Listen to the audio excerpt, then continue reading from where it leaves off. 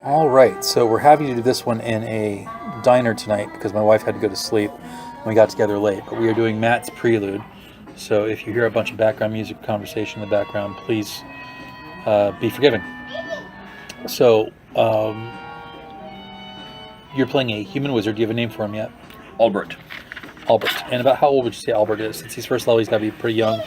Late teens, early 20s? It's 24. Okay. I figure mages actually start later than the average critter. Yeah, but it makes sense. All the education. Mm-hmm. Okay, so you live in a place in our home called the Eldritch.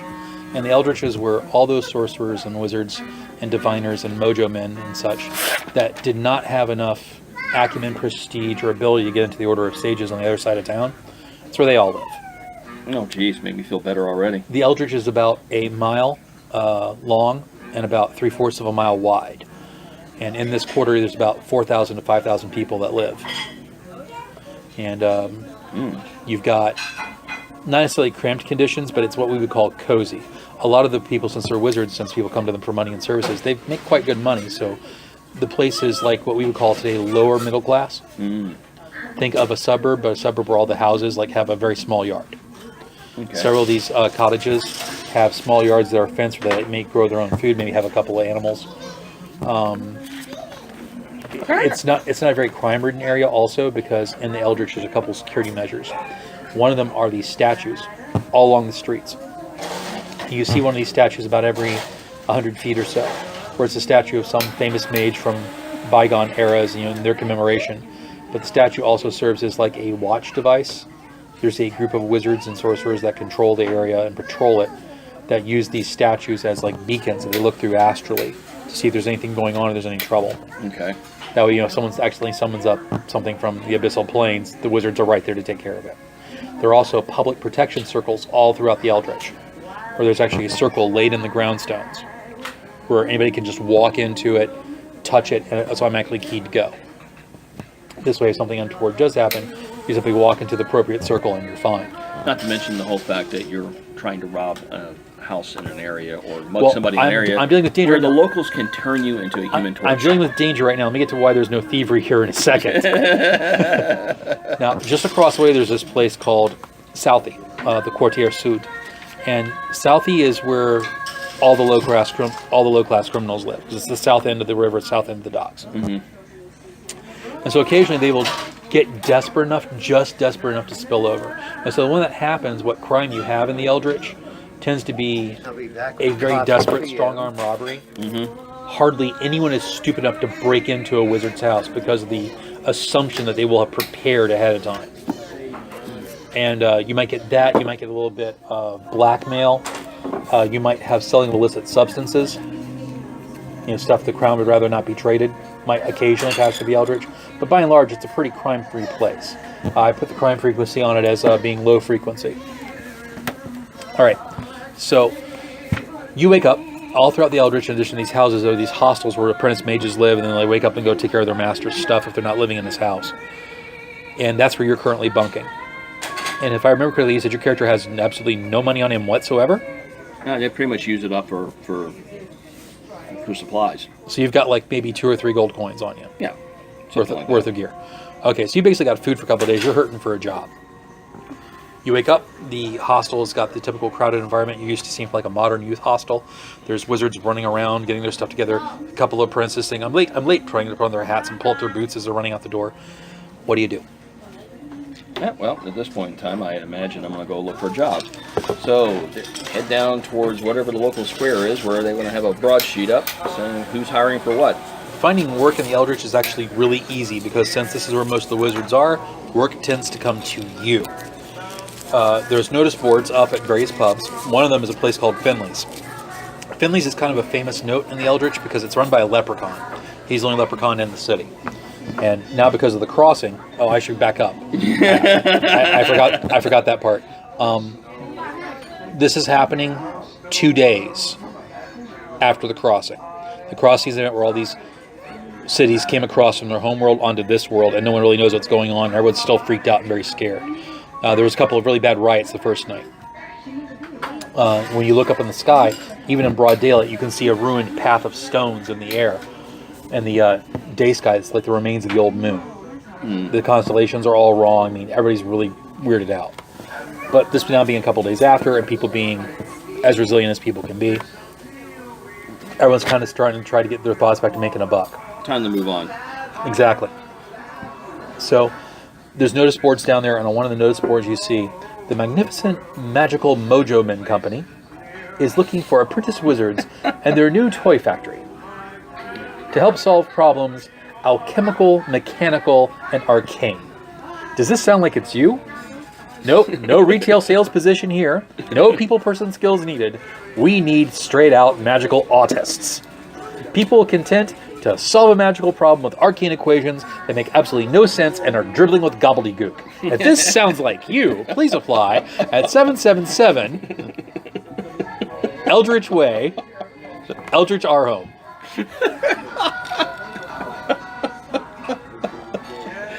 Oh shit! And the symbol is like a little playing card joker with a wand in each hand, but the wands are pointed at him and are going wrong. Like you see part of his hat like turning into flowers and that kind of thing. Oh, when did I wander off into Harry Potter land? I'm going to brew you a fresh pie. Thank you, hon. Thank you. I mean, I want to drink it, but I definitely like to smell it. It's the only notice up there that doesn't say going out to scout, danger, loss of limb, prevalent, low pay. Basically, this is the only non-violent job you see on this board. Did you want to order any food yet, or?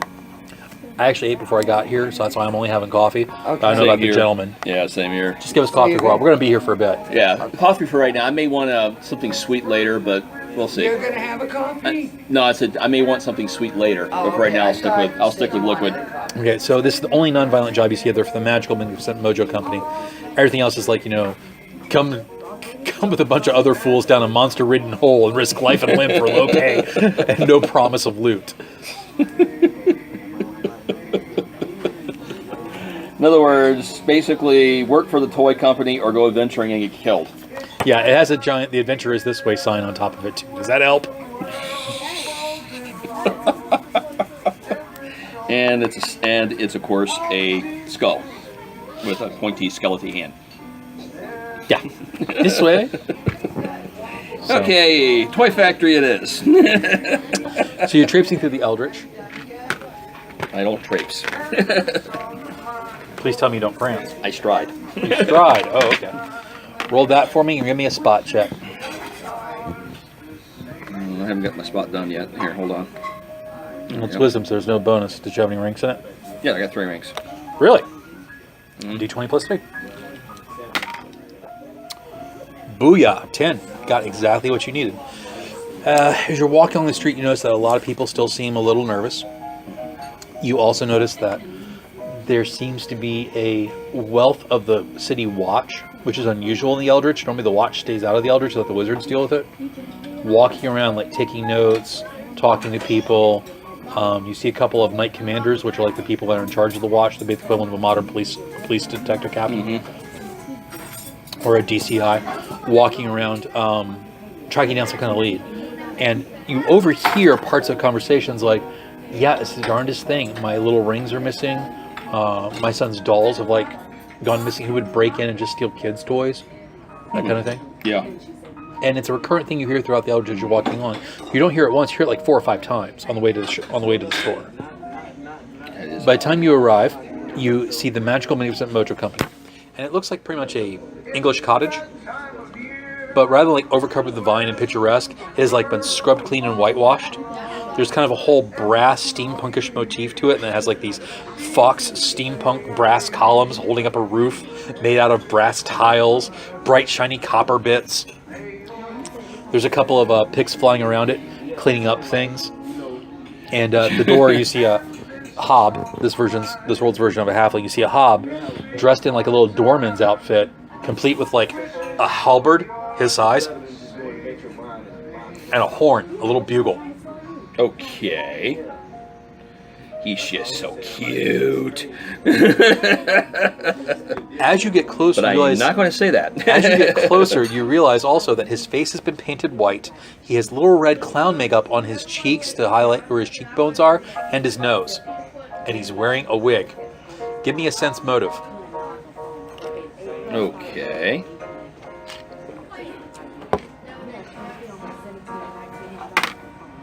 Ick. You think he's perfectly content with his job. He sees you coming, he takes the halberd, puts it across his body like this, and says, "Halt! Do you have an invitation, or what is your business in the realm of the Magnificent Mojo Company, where a child's imagination is the key to unlocking all the mysteries of the universe?" Enough of the sales pitch. I'm here for a job. Oh, right, in you go, Matt. Counter right behind me. All right. Ask for Denny. Okay. All right. I'm in crazy land now. You walk in. There are several things going on at once in this small... If he has fuzzy blonde hair and a top hat, I'm killing you. No. You walk in, and there's several things going on in this lobby room / reception area all at once. The first thing you notice is that there is a very, very overworked human woman behind the counter. She's used a magical charm to make her makeup and her hair look good for the day, and it's already worn off. And it's Ouch. really early morning. There are people in a line screaming at her, all wanting attention. She's having to deal with them one by one. The lobby is full of people with these little placard cards just waiting, and most of them have a child in tow. The child is also screaming. Yay. Right? So you can see that she's on her last nerve. A couple of elves behind her, who are apparently higher ups than her, are filing paperwork like mad. And I mean filing paperwork like mad, I mean like you see like a case of scrolls behind them, like orders and like little cubby holes where the scroll goes in, the scroll goes out. They put the scroll in, the scroll vanishes, another scroll appears, they pull it out, and they call for the next client. Basically, if you've ever been to the DMV when the DMV is busy, you have that. Oh and my God. God. These poor clerks behind the counter just completely overworked, and no one is happy. You see one guy going through the crowd of parents and children with a tray, and he's having to constantly go from between them back behind the counter because he's coming out with like coffee, mint, you're trying to keep people calm, and they're instantly just scarfing everything off the tray. Jesus. No one appears to be in a good mood. What do you do? Take my number and stay the hell out of this way. Never get between parents and kids and clerks at a toy store. The queue takes you another hour to get through. Give me a willpower roll. Yeah, say I'm on a roll on this one. I'm here to get a job. You make it. I was asked for a 10. You have a plus 3 bonus. That's an 11. You manage not to bite anybody's head off or get anybody's nerves. And they manage to, even though they get on yours, not get a ire-ridden response. I almost said Irish response. Those are often the same thing. And finally you get up to the top of the queue. The exhausted one looks at you and goes, "Hi, welcome to the magical, magnificent Mojo Company, where a child's imagination is the key to unlocking the secrets of the universe." Take a breath. Thank I'm here God. for a job. Oh, thank God. Are you a clerk? No, I'm here for the magical problem. Screw you. Second door on the left. Trust me, I'm not taking insult. I sympathize. You walk around the counter. One of the elven looks at you. He has this look that you can just read that says, "Take me with you." You disappear behind the counter. In the back, you see what looks like a small stock room. And there's guys going through purchase orders. Again, hectic ability. And they're opening bags. I don't get it. I don't get it. You said it was here. I know I said it was here. Where the hell is it? I don't know. And you're gathering that apparently something has happened at the toy company. Yeah, And I got that already. And it occurs to you that with what you heard in the city street, it's not a... I don't feel it would be an unreasonable connection to automatically link those two events. Oh, no. I mean, obviously there's something going on here. Like, the toys are moving on their own. You walk through the stock room, and you get to the back. You see a foreman there. The foreman takes a look at you and goes, "What are you doing back here?" Wizard, answering your ad. "Thank God, follow me." He takes you to the back, and you see, back behind the stock room, a small private room. They go through that door. As you walk through that door, you feel magical screening pass over you. Like it's basically checking you for anything that might interfere with stuff in the room. Like we go into a secure lab. Yeah. And you look, and you see a bunch of alchemical reagents on the counter. You see various toys in states of assembly, where someone at the counter, a little hob, with a pair of very thick glasses, and like various focals on hinges in front of those, is peering at the toy like he's trying to figure out what's wrong with its internal gears. And the toys have like a little toy knight. Flibberty? Not now. Flibberty, I have the guy. He looks up, he sees you. "Oh. Thank you, Enzwa." Enzwa leaves. And he's like, "Hello, I'm Ackle. I am Ackle Duru.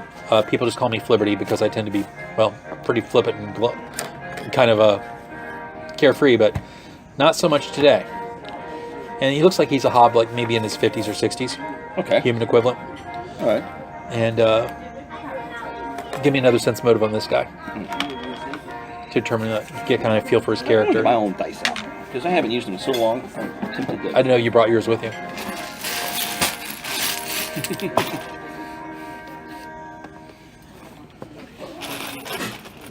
Be glad I wasn't rolling my stats with those. Yeah, I actually don't like those. Those are annoying. Yes, but you know, I always get like 16s and 18s and 17s. That's with why those. they're annoying. You would swear they were loaded. Yeah, I know, but I bought them over the counter. I know. Just doesn't mean they might not be loaded. Or hexed or something, or cursed, or blessed by the gods of RPG dicedom. Well, I sacrificed several small guinea pigs. This is a recording. You realize they hope that was a joke. Yes. All right, roll that for me. I'm a good Catholic boy, okay? I wouldn't sacrifice an animal to the dice god. Ooh, nicely done. You can automatically tell this guy is just like 20. this is Mr. Rogers to the nth degree. This guy really loves what he does. All right, and you tell the reason he loves it is because of the joy it must bring kids. And so he's looking at you and he's like, "Yeah, we've had the damnedest thing happen, and we don't know exactly what happened. The toys here we use are actually a type of golem. Okay. And is that really wise? Well, we put enough safeguards into their alchemical mixture that they're not harmful, and they don't really have independent will. They only obey certain basic voice commands like salute, march. And when he says march, you see the legs on the toy on the counter try to start walking. And so there's like a small list of things they can and can't do. That we wouldn't have any untoward problems.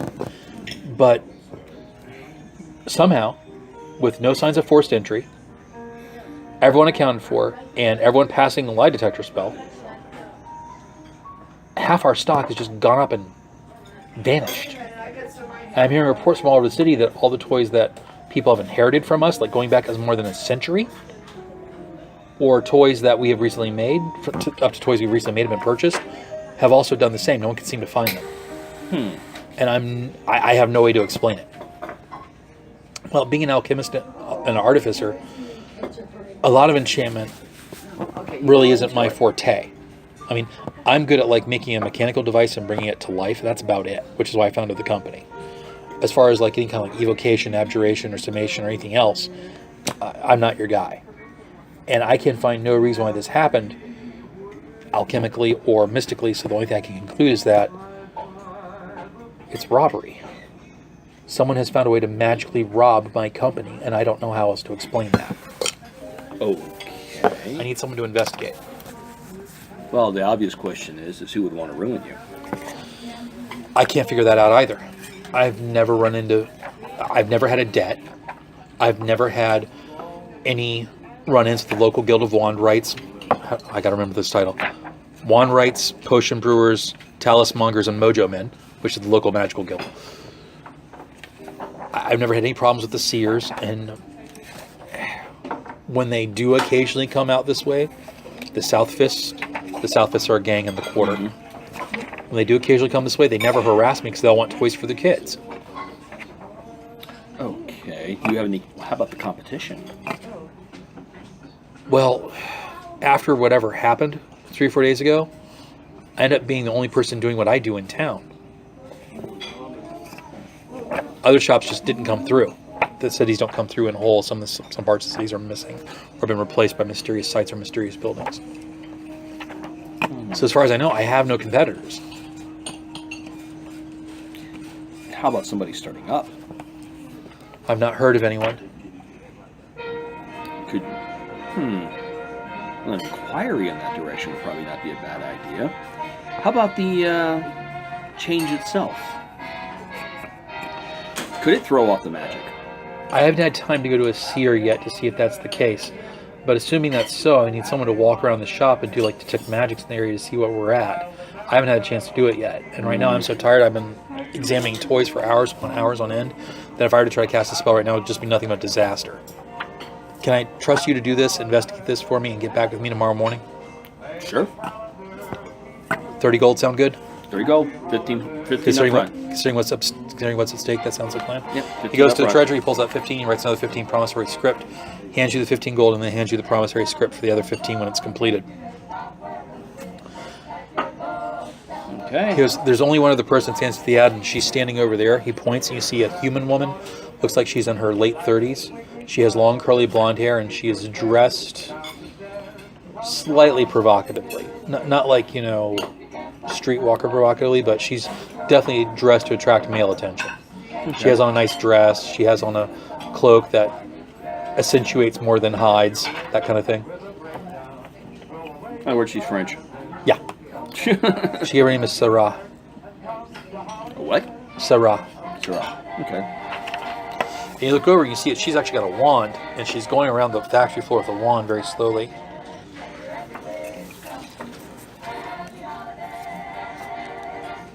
What do you do? Well, at this point, I think introducing myself would probably be a good idea because, I don't want to get in the way. That would be bad. So, it being a factory and there are people moving back and forward, it is somewhat noisy. Mm-hmm. So, you walk up to her, expecting her to notice you, and she doesn't. So, she's sitting there with the wand going around. She's interested in this one corner. She's just pointing the wand at it. Give me a spot check. I should be spellcraft. Give me a spellcraft check of DC 15. Okay.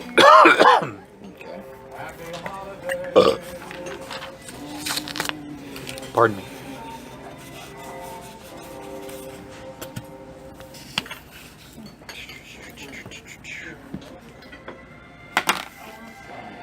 $17. You realize that although she's using the wand in a safe manner, i.e. the end of the tip is pointed away from her, she only has a slight clue what she's doing. She's holding the wand to detect magic. She's not making the proper hand wavium things to, make it function correctly. She's got it mostly right.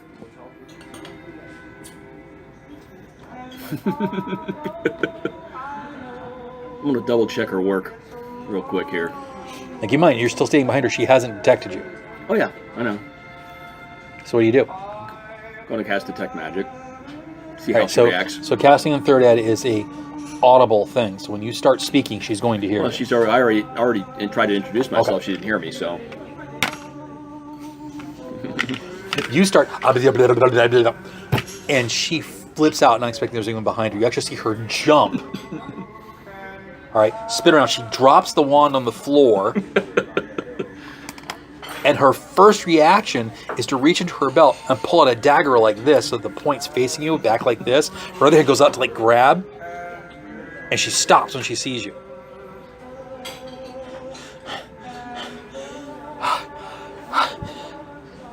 So what did I find with the spell?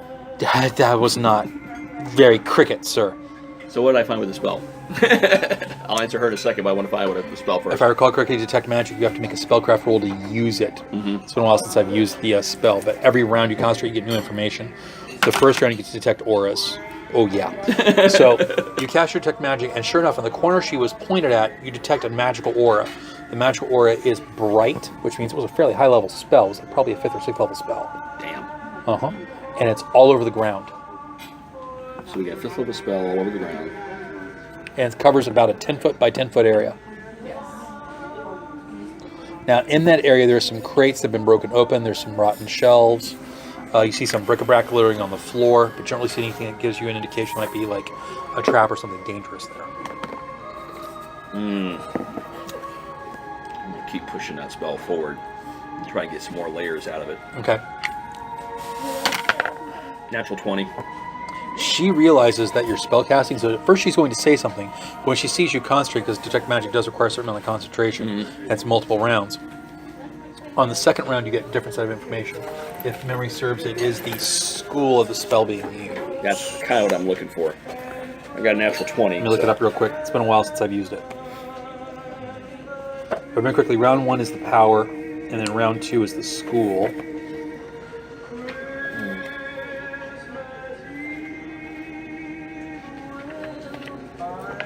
Detect Magic. Detect Magic. What was the name of that friggin' magician? Doug Llewellyn, Doug Llewellyn. if I remember correctly. The guy who wore the rainbow First round is suspenders. presence of absence of magic. Second round is number of different magical auras, and the power of the most permanent aura. So actually, I gave you part of the second round effect in the first round. So there's only the one aura. There's just this one area that's been affected. And then on the third round, as you're still concentrating, which I assume you will, and she's not going to interrupt you, you make your spellcraft check. It is an illusion spell that has been used. So what would they be using illusion for? You don't know. But you can see this area of like 10 by 10 cube. It's got this illusion on it. There's an illusion right there. And, oh, by the way, I did try to introduce myself earlier. You were kind of ignoring me. My apologies. I was concentrating on my spell casting. And you need to practice your wand use. You were a little rough there. But there's a illusion spell right there. Hold on. That one's yours? Yeah. Give me a sense motive difficulty 24. Which means I think for you have to roll odd 20 to get it. Almost, yeah. Yeah, I want to get a +3 on that one. Yeah. So, yeah, you believe her. She puts the wand back in the wand case and then puts it back in her small haversack that she has. And she's like, I'm sorry for drawing steel on you. It's just that you startled me. I thought I was in danger for a second. You're in a toy factory. How much do you got him to be? Okay. I'm in a magical toy factory. Magic is always dangerous, even at the best of times. Valid point. And right now we have an illusion right here in front of us. So She turns back. She goes, well, that explains why I kept feeling like I felt wind. And she walks over to the area and puts her hand out. I wouldn't do that. She's already done it. And she's feeling around, and then her hand disappears through part of the wall. See, I was going to poke at it with a stick, but, you know, that's just me. And I actually say that. So I was going to poke at it with a stick, but that's just me. The stick can't feel the wind current. It's coming from below us. Yes, but also a stick doesn't lose fingers. What's your name, sir? Albrecht. Albrecht. Sarah. Do you have knowledge of religion? No. Not particularly religious type. She's wearing an odd necklace. It doesn't look arcane. Yeah, I decided this character, for once I was going to play a character that wasn't particularly religious. Okay. So, well, French. So Depends on your French. and the era. Yeah. But, so she's wearing this odd necklace. It doesn't particularly look arcane. But she's like, well, I take it you talked to Flibberty Gibbet. Or sorry, Flibbert. Can't remember what I called it. I think it was Flibberty. Flibberty, Boss. that's what it was, Flibberty. So you talk to Flibberty. It's a terrible thing to happen. I was hoping to just help him out. It's not my usual kind of assignment, but they don't need me anywhere else right now. So what is it you do, Albert? Are you a evocateur? Are you an abjuration specialist? I'm a generalist. Generalist. Jack of all trades. School of life kind of thing. More along the lines of whatever I get paid to do. That's always the trick, isn't it? And you can tell that she kind of is warming up to you a little bit. She likes you a little bit. Not like, romantically or sexually, but she likes your general demeanor. She approves. All right, so Sarah looks back at the place. She goes, well, I don't have a staff. I see you have a big wooden stick. Can I borrow it? Well, as long as we're not compensating for anything. She takes the staff, she starts like poking at the wall, and you discover that eventually there's an illusion there that's disguised the effect. There's a 5-foot hole in the wall. Smooth, hard, jagged. It's pretty smooth. I mean, it looks like it was not like made by spell or some kind of stone shaping thing. It is kind of like roughed out, but it's still pretty meticulous work. I mean, it's pretty smooth. Yeah, that takes time. Is the walls here made out of stone, brick, wattled? They're made out of brick. Wood? Okay, so brick. So yeah, it would have taken some time to chisel through that. It would have made some noise. No, maybe not. Magic, the good silence. Yeah, that's what I'm saying. It would have made some noise. So somebody took a lot of effort because silent spells aren't cheap. Well, she looks at it. It looks like it goes back about 5 feet at an angle down. Almost looks like they dug up out of the earth. Okay. Let's It's see. feasible we could actually crawl through it. Okay, but I'm not really hot on the idea of sticking my face into whatever's down there. So let's see. Let's throw something down there first and see what happens. She looks around. She finds a part of a broken toy and throws it down the hallway. I was gonna throw one of the halflings, but that works too.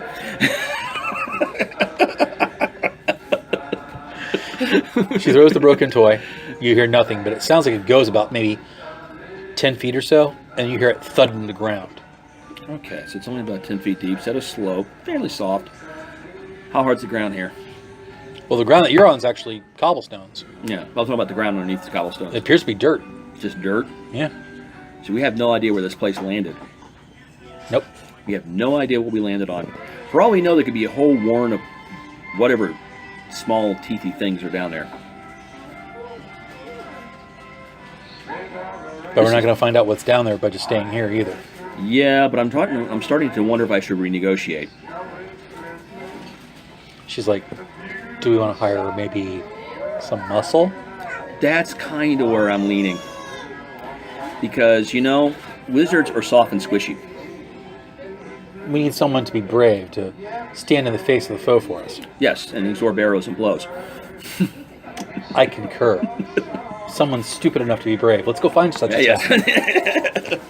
Yes, so let's go renegotiate with our boss here and find out how much he's willing to pay for some muscle. All right, so you're back to Flibberty's quarter. Mm-hmm. And in Flibberty's there, he's like, what? Well, we found an illusion. Results already? Yes, we have results. We found an illusion covering a large hole that opens into a tunnel that goes about 10 feet down into God knows what. And apparently, whoever ripped you off came out of this hole and was also fairly small. Now, we're not saying Hobbs because we don't think it's Hobbs, because it came from underneath the city, and we all know that the city kind of landed where we are right now. So therefore, these things were here before we were. And for some reason, they've taken a fascination with your toys. Now, what we need, let's just be blunt. Wizards are soft and squishy. So if we're going to go down into this hole, we need something that is not soft and squishy in front of us. He rubs his eyes right above the glasses. You're asking me to hire someone to be brute force, aren't you? We need muscle, sir.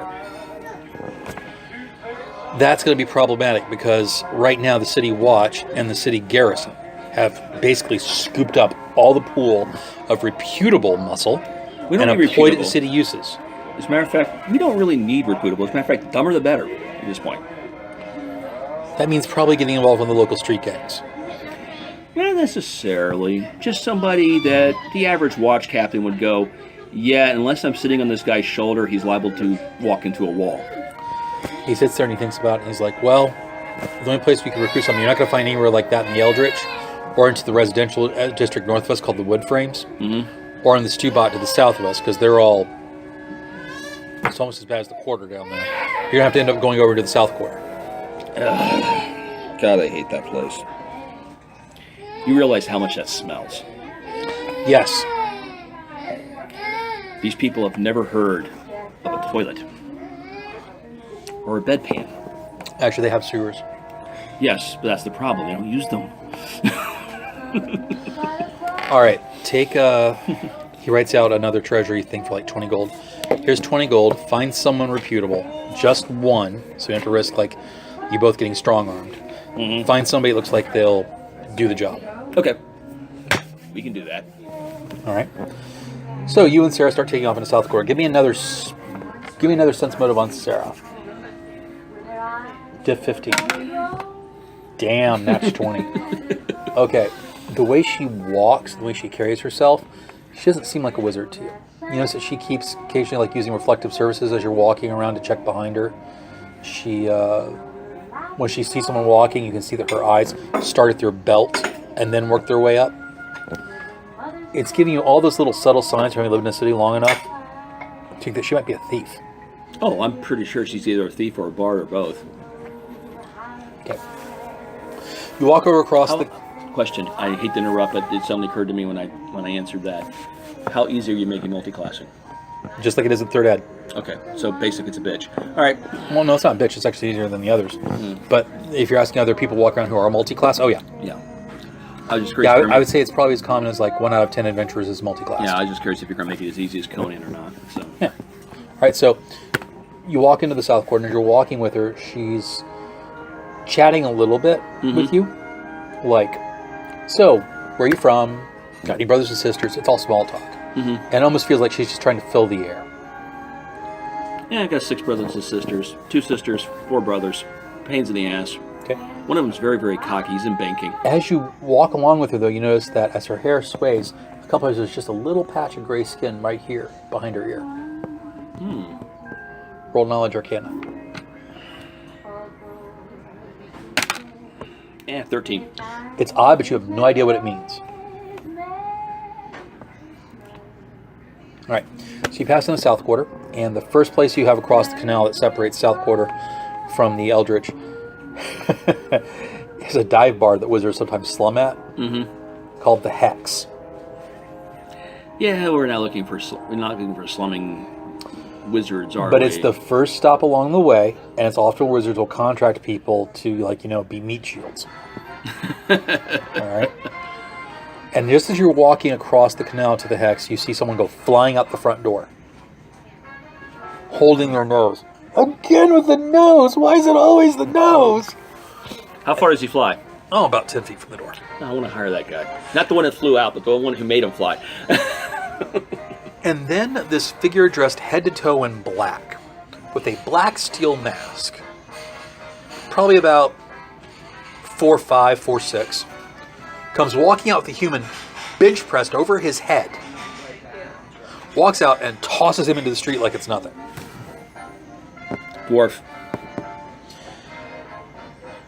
You can't do this to me, one says when they get up.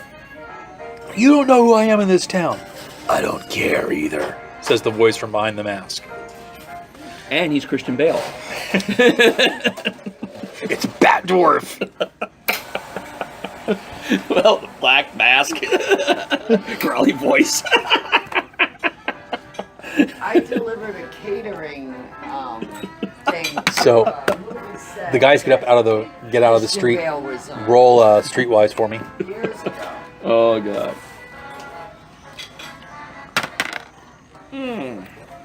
What was it, 8? Yeah, 8. And didn't you have a plus 2 So- bonus to that automatically? Yeah, so it's a 14 altogether. 14? Yeah, you notice these guys have on their left hand a black glove. That's kind of the gang uniform for the South Fists, the gang that run the South Side. They're all Southpaws, Yeah. kind of thing. And so, yeah, this is kind of a viable threat. The dwarf in black says, I really don't care. You didn't pay your tab. Get out. Give me a listen check on the voice. Not very good at the listening part. I only got a 1 on that one. So 10. No, you detect it. You can tell from the way the voice sounds, it's actually the result of vocal cord damage. Oh, joy. All right, so at some point, this character has survived a very severe neck injury. Yeah, because healing is usually pretty good. So, yeah. All right. So the two guys get up out of the road covered in mud, and one of them goes to draw a sword. Roll initiative. Oh, joy. I don't even know what initiative is, to tell you guys honestly. D20 plus dexterity bonus, and you an extra plus 4. Because you have improved initiative, if I recall correctly, don't you? Yes. So plus 4 for improved initiative, and then a plus 1 for your dex. You're rolling D20 plus 5.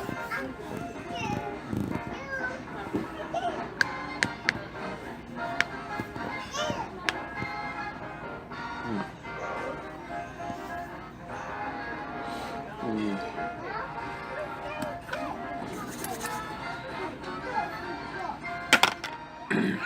15, 20. 20. You're going first.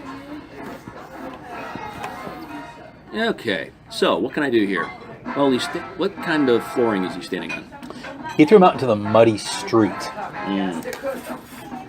The muddy street. Okay.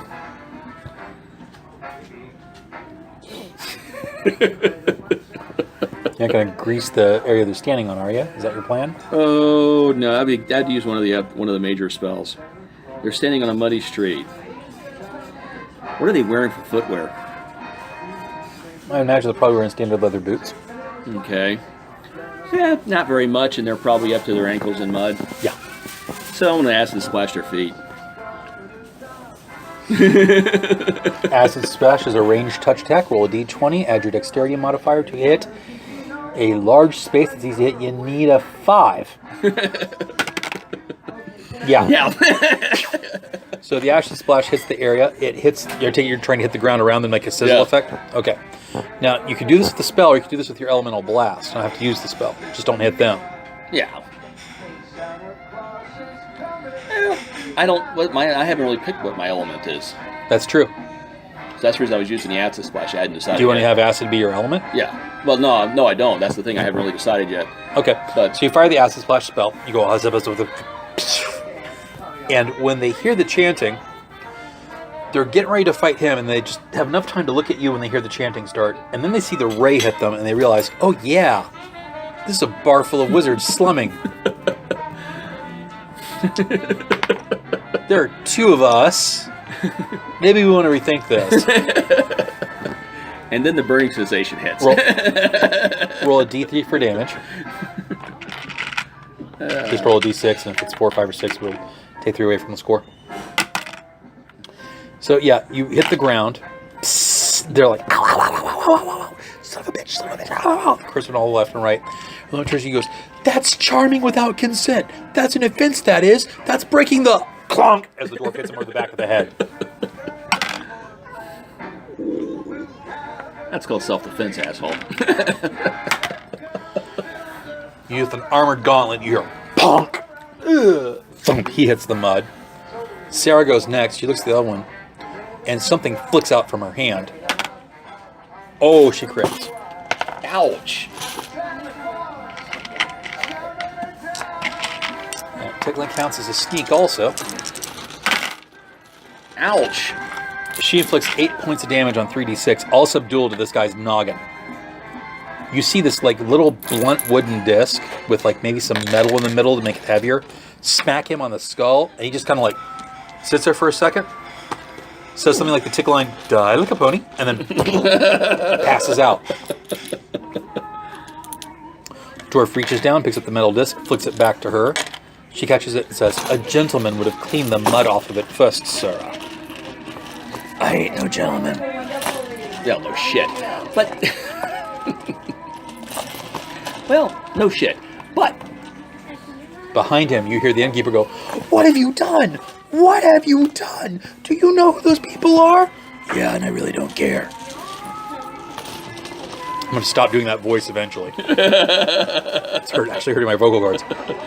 But the dwarf says, yeah, and I really don't care. And the innkeeper's like, you've given me all kinds of troubles. You should have just let them have the beer. You hired me to keep trouble down. Well, you brought more to me. You're fired.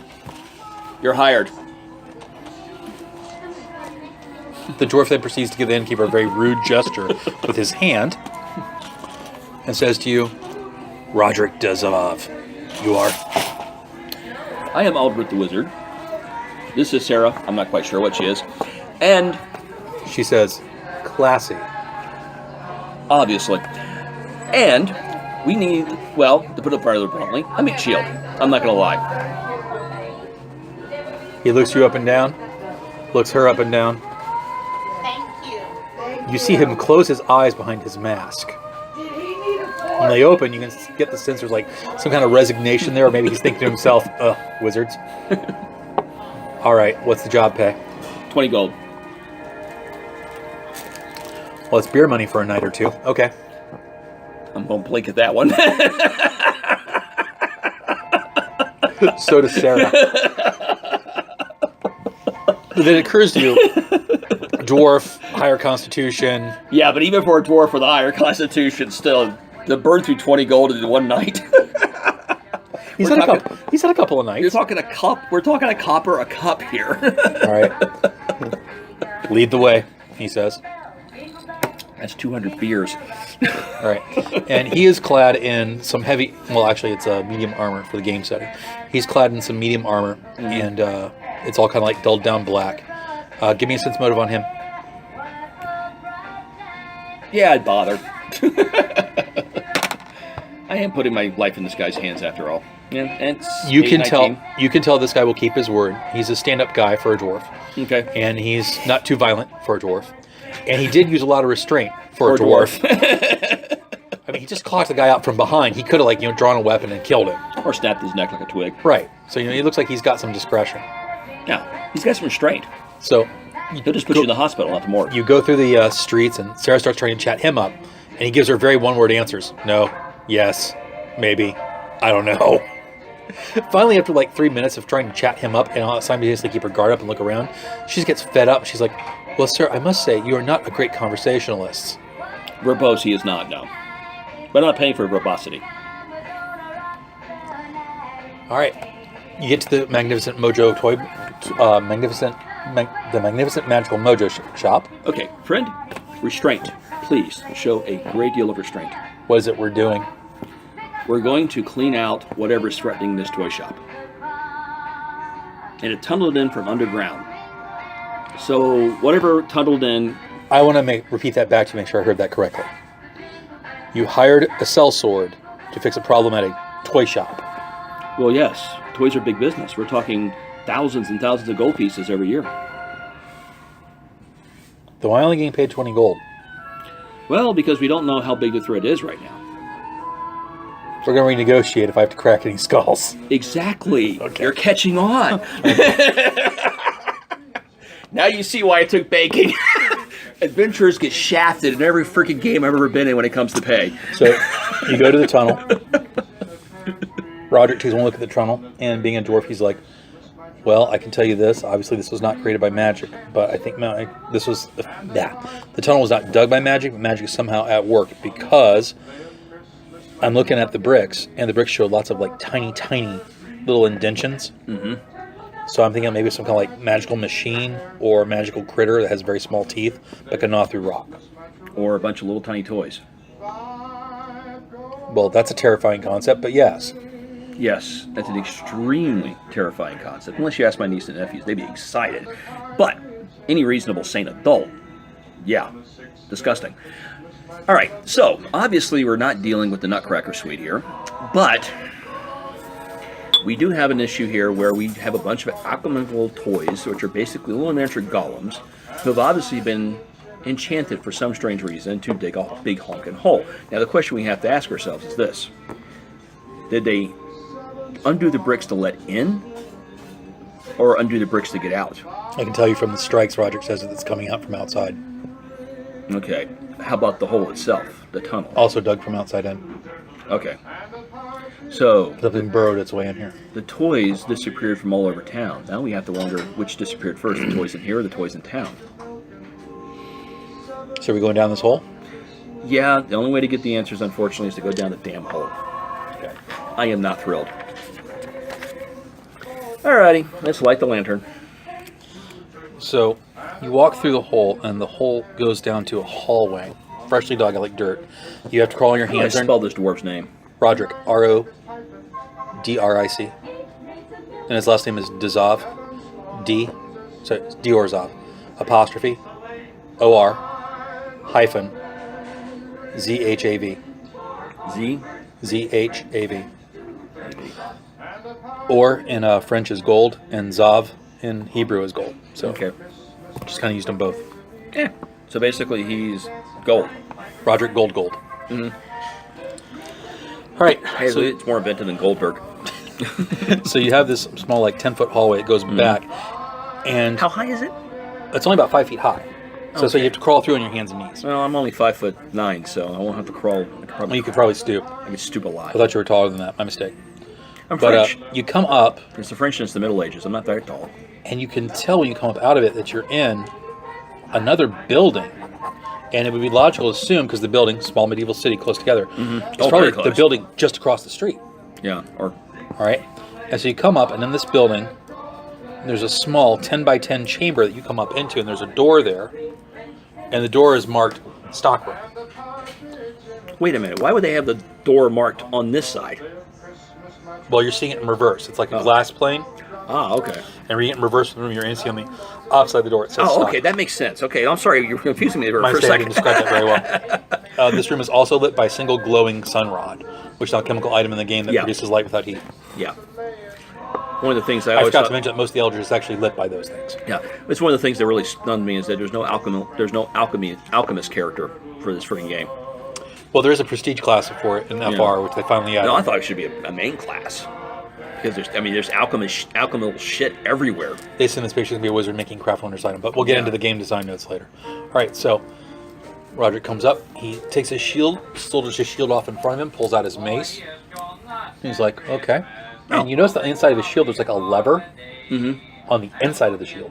And on the top of that, like on the rim, there's all these for lack of a better term, is like these rings on the inside of the shield where he's got like darts. The D&D dart's actually a foot long on Yeah, this they're side lawn of the darts. shield. Yeah, they're lawn And darts. then over here he's got like very small glass spheres and couched cushioned leather cases on top of the shield. You come packing, don't you? When I was young, my father ran an alchemy shop. Good to know. What's the blast radius of those little globes of yours? Well, it's just alchemist fire, only like 3 or 4 feet. Okay, just word of warning, please. Let me know when you're going to toss one. Obviously. Okay, good. You do the same when you start doing the mubbity. Yes, big time. Okay, should we knock or just kick in the door? Roger Glashue goes, what do you think I am, a stereotype? And he actually approaches the door, and this is where it gets weird. He's wearing a lot of heavy armor, and suddenly it's like dead quiet. You hear nothing as he moves. He's really good at moving quietly. I wish I was. He walks up to the door, quietly tests the lock. It's locked, I can't pick it. Sarah's like, oh, men. She pushes him out of the way, she kneels down. Yeah, pulls I out already said. She pulls out their lock bits. There, it's open. I knew you weren't a wizard. I am not so limited. She says, trying to keep her air of mystery. Nothing to be ashamed of. So in this room you see shelves. And all on these shelves, there's things basically stacked up. Over here there's a small room with a door. You can tell that's probably like the entrance room. Mm-hmm. Roderick prowls all the way up to here, and then turns, looks down the alleyway, and goes, there's nothing here. And you look, and it looks like this room has not been used in a long time. Give me a spot check. Yeah, so let's say I want to do some spot checking on these shelves. Well, actually, this would be search at this point. Yeah. My mistake. Both, either way. Search is better if he uses intelligence. Yeah. And actually, both of them are using intelligence, actually. No, spot uses wisdom. Yeah, but, well, that's right. But anyways, yeah. I'll keep that 15. That was a 16, actually. Oh, 16? Yeah, plus Your 8. intelligence bonus. Damn. All right, so yeah, you look around, you search the room, you're like, okay, there's lots of cobwebs, there's lots of dust, there's a small layer of dust on the floor. No one has been here in quite some time. What I'm looking for is tracks. Except there are indeed tracks in the dust about the size of a penny. And there's a lot of them. Little individual tracks, I should say. Okay, Roderick, I don't want to freak you out, but this is where the toys went through. He looks down. He goes, also about the size of a pixie's footsteps. Oh. Now, pixies being pixies, Quite mischievous, quite prone to pranks. and all these wonderful little toy golems who do exactly what they're told whenever they're told. Now, I just gotta wonder, would pixies really be obsessed enough to actually dig a tunnel that long for a prank? Yes. Yes, they would. So do you wish to move silently across the room? Mm-hmm. All right. As best I can. I'm not very good at it. I got 1 on it. All right. And I'm not very good at it. You suddenly hear screaming from the girl. Get it off me, get it off me, get it off me. Ah, well, there went the move silently. Well, there went the quiet approach. On her shoulder, there is a huge tarantula-type spider. Okay. You try to grab it. Mm-hmm. Give me a strike roll. Where's my 20 go? Sorry, I grabbed it by mistake.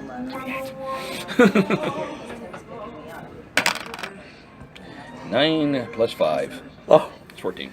you grab the spider. Mm-hmm. Gently. I'm not trying to piss it off. Wait a minute, plus 5. That's the hit, right? Oh, Yeah, my but that's not a missile attack. Mm. Missile attack uses your dex. This Yeah. uses strength according to the game rules. So yeah, it'd only be actually 9. Yeah, 9. Still grab it. Mm-hmm. Grab the spider. Gently. It tries to bite you because it's a spider, Like I said, gently. and it's like limbs going, palipaps salivating. Yeah. Throw it on a wall. Just throwing it away. Aw, you showed it mercy. Yeah. Okay, so you show it some mercy, but just like squash it. Sarah's like, oh, thank you, and she hugs you. Roll another sense motive. Yes, I want to pat myself down after this.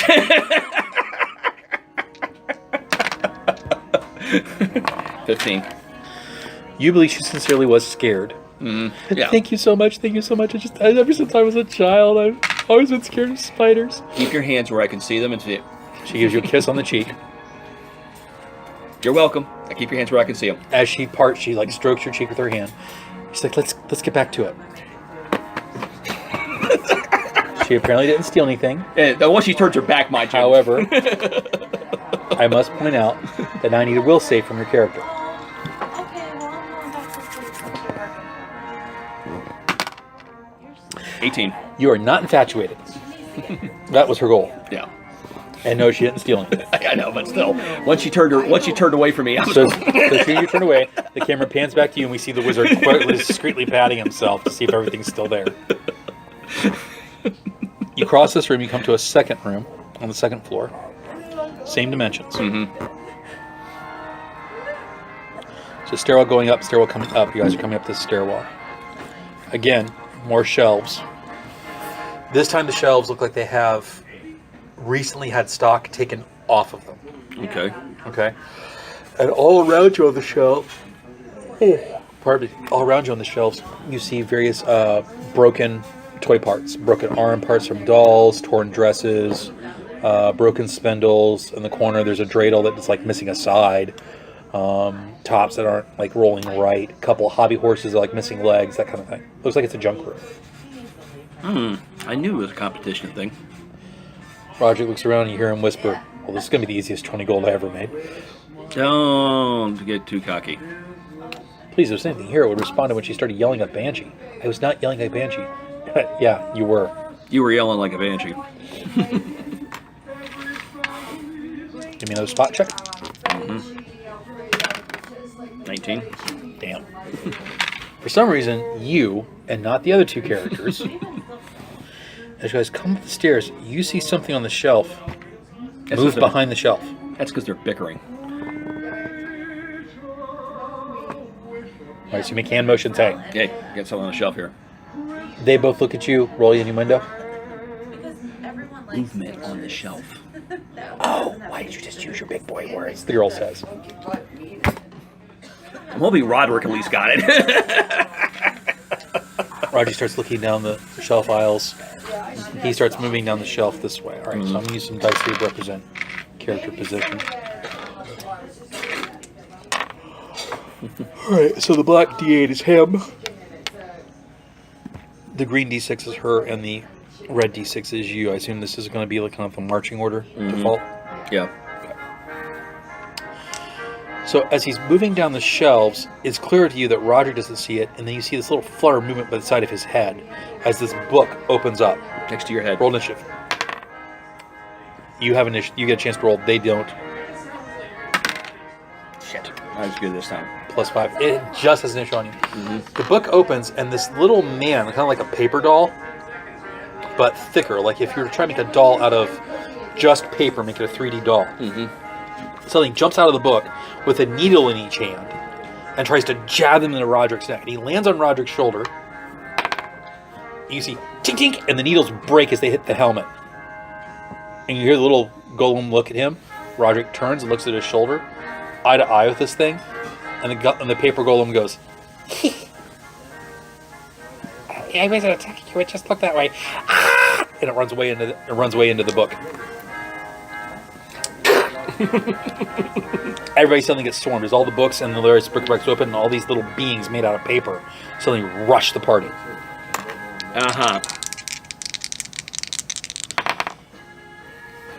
Well, even if I wanted to have my element be fire, setting fire to a bunch of paper while we're standing in the middle of it would not be a good idea.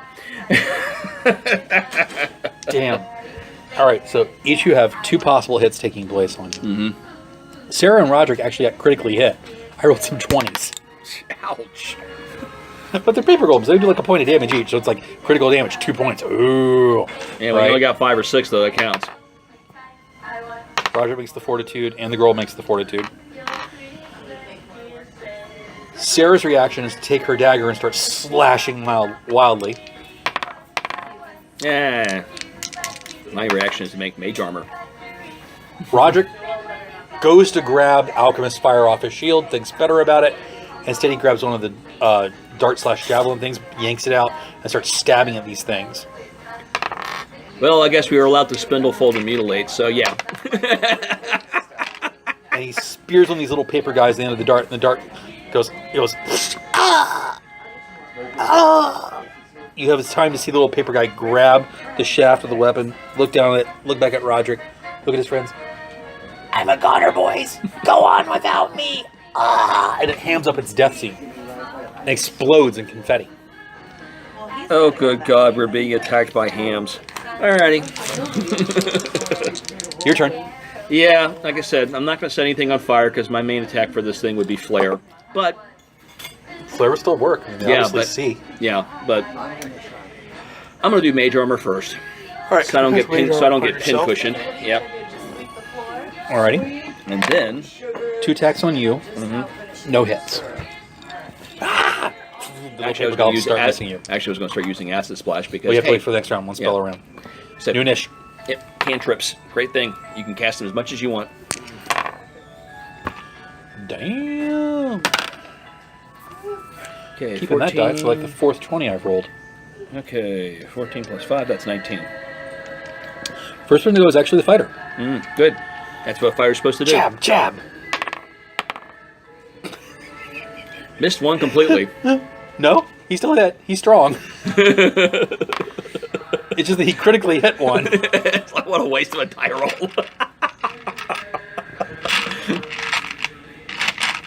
So how thick are these things on the ground? There's only like 6 of them. So, doing 11 points of damage with the dart in his hand, he critically jabs one of these things like through the head down to the floor. Ha! That's what you get! Pulls it out, a chunk of the floor comes with it. Overkill much? Your go. Acid splash. Did you try to use that for the day? Yeah, but it's a cantrip. Yeah, it still requires spell slots. Yeah, but I'm only allowed 3 cantrips, but I can cast them all I want. Did you memorize more than one? Oh, and they're actually. Oh, hold on a Okay, second. I thought the cantrips were Hold on a basically second, hold on a universal use. My bad. Let me double check that. That was my. They still take up 0 level spell slots for the day. So when you use one, it still uses up one of those slots for the day. I thought they were. No, you can't just keep using them forever.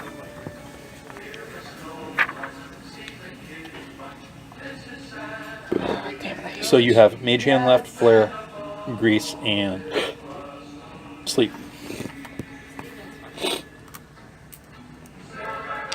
Oh, Jesus.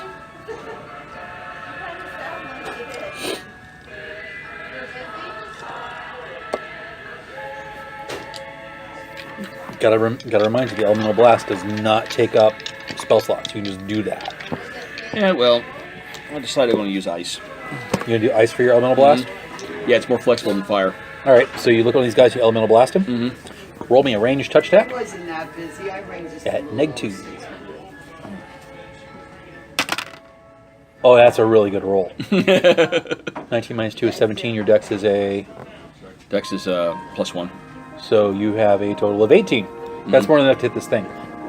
Roll a d6 plus your intelligence bonus and damage.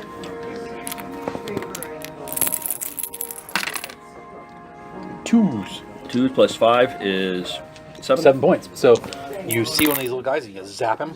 Like, when you say ice is like shards of ice, like hail, is like one big icy spear. I'm not quite sure what you would have the effect be, so. All right, We'll go with shards. This stream of like ice shards flies out of your hand and just hits this poor little paper golem, who gets ripped to shreds by it. And then because it's wet and he's paper, it's all sun, so it almost looks like he's bleeding to death as he's ripped with the shrapnel.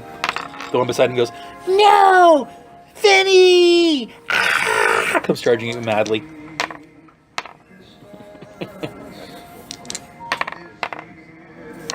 All right, so Sarah takes 2 hits. You take none. Poor Sarah. And she's like, "Ooh, I hate these little things." And she starts stomping. That's what I was about ready to do, too. At him. Yeah, That's like the 5th 20 I've rolled on this die. She critically stomps one with her boot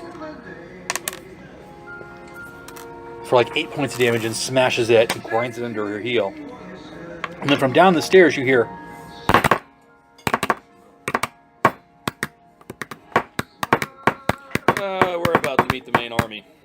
Uh-huh.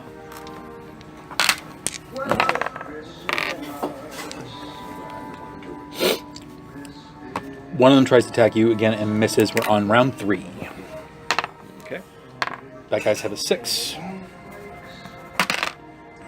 Yeah. And it's still an 8. Yeah. All right, dwarf goes first again. Hearing the noise from the stairwell, he turns to use a free action. He says, "Can you handle this?" Yeah. Go ahead. Knock yourself out. He runs and blocks the stairs.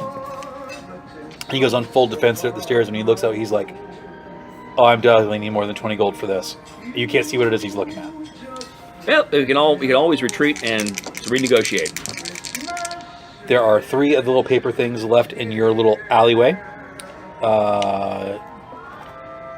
Well, they go on a 6, so actually you go next. What do you do? Oh no! I shard another one. Okay. Oh, roll again to confirm threat. Yeah, not really. No, hold on. 2 plus your BAB is 0 plus your dex is 1. 3. Yeah, it would be a miss. You do normal damage. Roll d6 plus damage. 9 points. It is like the same thing. Blown apart into shreds, leaving 2 little guys. Then I come charging at you.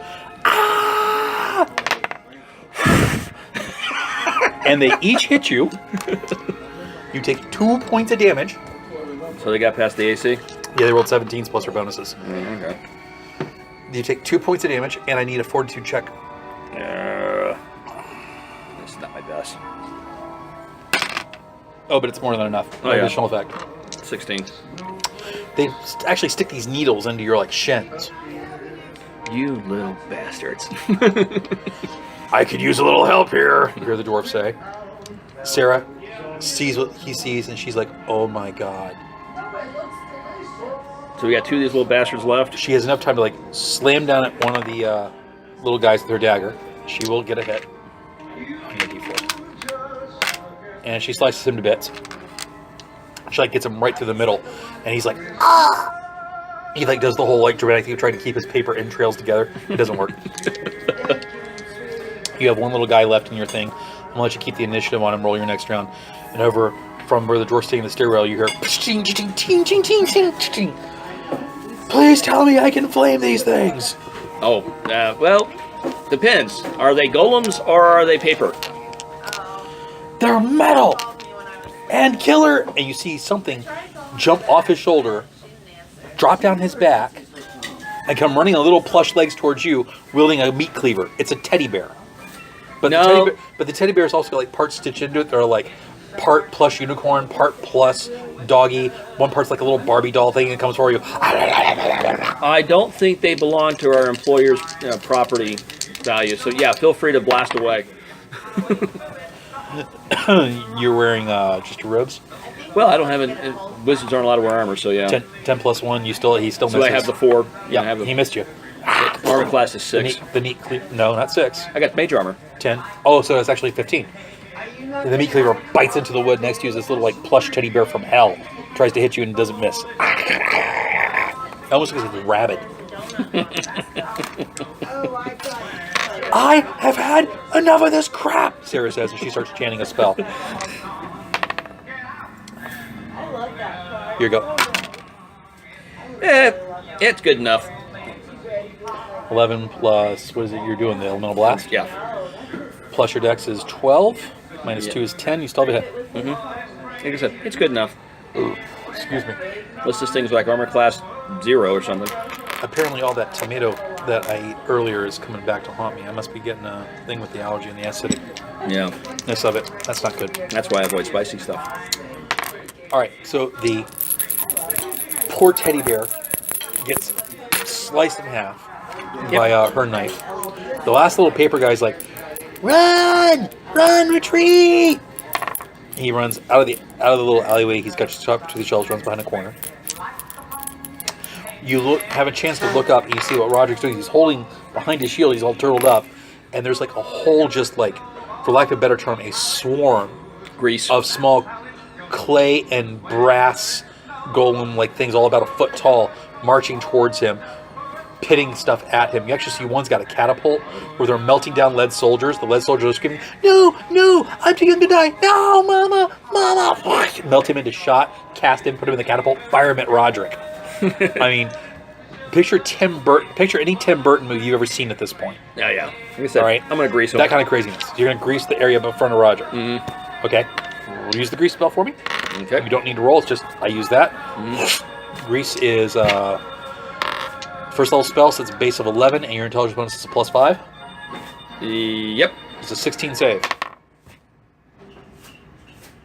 They actually made it. Motherfucker. Most of them manage, well, not all of them would. Most of them manage to keep formation, but quite a few of them start sliding down the hallway past Roderick. I'm drowning, kind of stuff, like, right? And his thing was do the alchemist fire, he said. Grease is flammable, if I remember. Yes. Very. Boom! Now you're getting, like I said, multi-use spells. The whole hallway goes up in flames. You hear, I'm melting, like Wizard of Oz. The little brass toys come down. All the ones that are made out of plush immediately go. The clay ones actually take it pretty well because they've already been fire hardened. But they keep coming forward, but you start seeing cracks appear in them some. Yeah, grease fires are hot.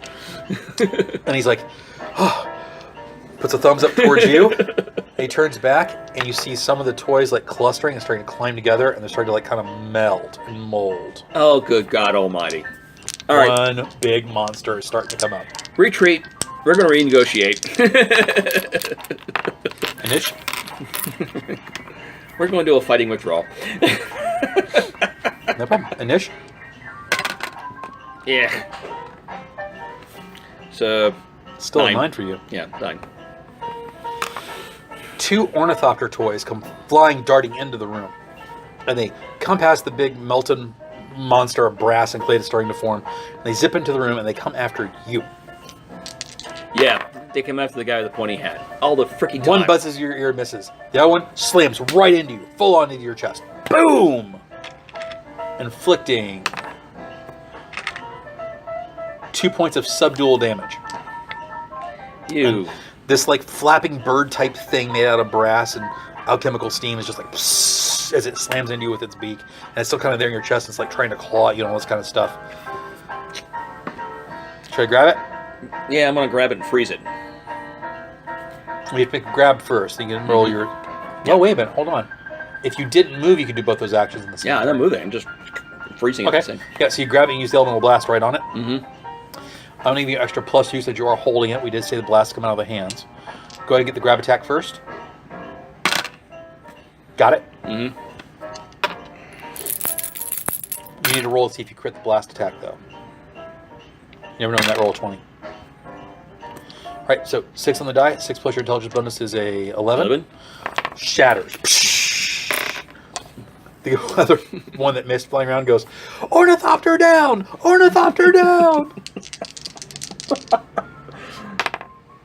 The big critter of molten brass is slamming on Roderick's shield. Clang, clang, clang. It's still very, very hot, right? Shing! Yeah, he pulls out his mace. He takes a smack at it. He manages to just hit it, but doesn't seem to do any damage. Sarah at this point completes her spell.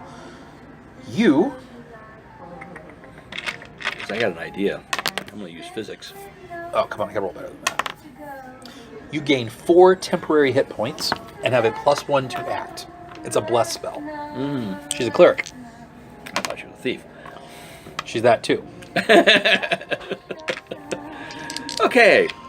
I'm going to use physics against this little fucker. Okay. Because it's nice and burning hot, and I'm about ready to frickin' freeze it. What happens when you have something very, very hot suddenly get very, very cold? Contraction, particularly in metal, should cause brittleness. Yep. I will let you have a +2 damage bonus for good role playing. Yeah. I like that idea. Because it's You still... still need a ranged touch attack against it. It is a little over. Gosh, I didn't detail the map very well, but in my head, I would say he's actually out of your range increment. Well, it depends on how big it is. I mean, But you can easily just walk over behind Roderick and yeah. zap over his shoulder. So we'll see. That's what you do. Yep. Give me an attack roll on the golem. 11 plus 1 for your dex means 12. Minus 2 for the initial blast means 10. Mm-hmm. You zap it, but it doesn't look like you get a really good hit. The blast like kind of like careens off the side of it. Damn.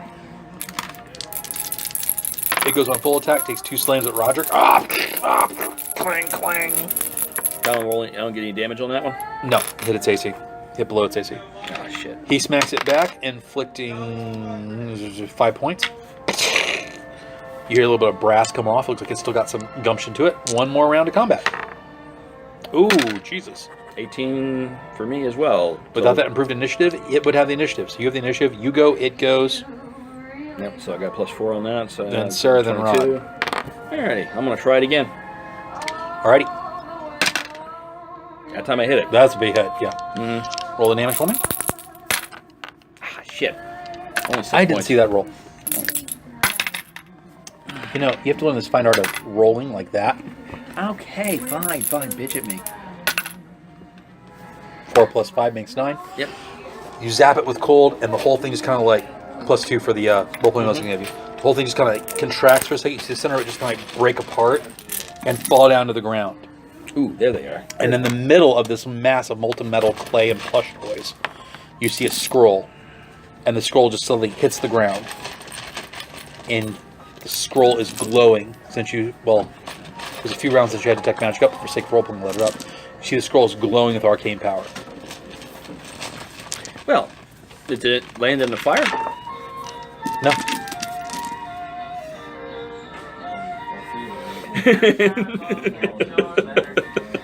Are we mage handing the scroll to you? Oh, yeah. So you have this scroll in your hands now. You open her up. Very carefully. The scroll is the original deed for the toy company. It was granted to Flibberty about 50 years ago. Oh, sorry, not Flibberty. Granted to Flibberty's ancestor about 150 years ago. And it looks like whatever happened in the crossing made this whole thing come to life. I figured it was something about the crossing. Just couldn't figure out exactly what it was. I thought about either something down below, the city got loose, or it was a bunch of pixies decided to trying to make people feel better by doing something goofy to them. Excuse me. Well, goofy for them, but So you everybody look else. around this room that it was guarding, and you see basically a lot of bric-a-brac, a lot of broken toys, some toys that are intact, other toys that are like being sawed apart and put together in monstrous forms. Apparently this room is the center of the effect because of the scroll. And you look around the room, you see like old business signs and stuff. This is apparently their old storehouse. The toys literally were next door in their old storehouse. Okay, well, we have what Flibberty wants. We went through hell to get it. We're going to demand a bonus. Sarah comes up to you and goes, hold still, and this time she heals you for real hit point damage, so you're completely healed. She goes up and does the same to the fighter. Time to negotiate. As you're walking back here, Roger, say, I am never telling anyone at the bars about this one. Oh, come on. I have a reputation to maintain. Oh, come on. Instead of toys, make it golems, because technically that's what they were. You're not going to be lying. Just don't really get into detail about how big or small they really were. And you The can last turn one it- was big. And you can turn it into something truly monstrous that you defeated. Something truly grand. Oh, yeah. A battle for sages to sing out throughout the ages. Exactly. It's all about how you pitch it. So, I mean, you really think I'm going to tell them I nearly got killed by a fucking teddy bear? With a unicorn horn? meat cleaver. And a meat cleaver. But the unicorn horn, nope. I tell somebody that, they're going to have that image in their head for the rest of their lives and associate it with me. So you walk back into Flibberty's office. He is still just trying to figure out what's wrong with his toy. This is what's wrong with your toys. We got ambushed by God knows how many twisted, perverted, hellish toys. And a 6-foot-tall brass and clay and teddy bear golem. She goes, where are these toys now? Oh, on the other, across the street in your old storeroom. When they attacked us, we had to melt them into slag, the dwarf says. Well, there is what? that. Flibberty says. Well, yes, it was either that or get killed.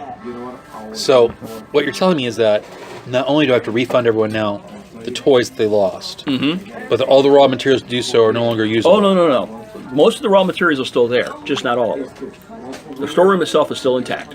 Sarah's like, actually, be wise not to use them since they've already fallen into an enchantment once. There's no telling what might happen if he uses them again. There is that too, but that's not our problem. He just kind of sits there stunned. He's like, That's the problem. he's like, this is going to bankrupt us. No, it's not going to bankrupt you. This is your problem. Disenchant this, and your problems go away. Unfortunately, it's a little above my pay grade. Even if we do that, because of all the refunds and everything I have to put out there, and the money, we're going to have to close up shop. The stories, he starts like welling up with tears. No. See, for one, they're only refundable if they actually were broken. They weren't technically broken. The magic worked exactly as it was designed to do. You got sabotaged. Nobody can prove different. The scroll is obviously enchanted. It's obviously not been done by you. Magic is traceable. Every seer will look at this and guarantee anybody who asks, you did not do this, it was beyond your control, and therefore no refund is necessary. Unless somebody bribes the seer. But see, that's where the problem comes in, because you have more gold in your pockets right now than pretty much anybody else in town. He's like, I really don't. I mean, like any other small company, we were already leveraged to the max. Not necessarily. Think about how much all your assets are worth. You're thinking only with actual disposable money. You're not thinking with actual assets. Sarah's like, I'm sure we can work something out. It'll be fine. We'll help him, won't we? She like wink, wink, nudges I'm you. trying to help him. And of course, we won't ask much for our services, will we? Wink, wink, nudge, nudge. Yeah, only like half plus what we already made. He doles out the money. You give him a plan of action. He thanks you all very much. So altogether, it's about 60 gold if I did that. Yeah. Did the math right in my head. Mm-hmm. And as you're all leaving, Roger's like, well, I guess it was fine working with you. And you killed a big, huge, giant golem. Look forward to seeing it again. And you killed a giant golem that was a danger to the entire district. And that's the story we're sticking with. Yes, that's our story, and we're sticking to it. All right. And he's like, if you ever need me, you basically know where to find me. I live in Southie. Mm-hmm. And he takes off. Sarah's like, well, it's a shame to watch that fine young man walk away. What are you doing this evening? Well, I'm going to take my money, find a nice restaurant, find a nice pernil, and find some very nice meat, and have a nice dinner. Would you like some feminine company? Oh, yes, very much so. She goes, well, I hear there's some available to be bought. And she turns on her heel and leaves you wanting. As for the adventure shall stop for the night. That's the end of your Actually, I was prelude. going to try and see if I can get more information out of her, but oh well. Oh well. Go ahead, role play it. I'm willing to do so. Yeah, well, no, it's like saying she walked away, so... All right.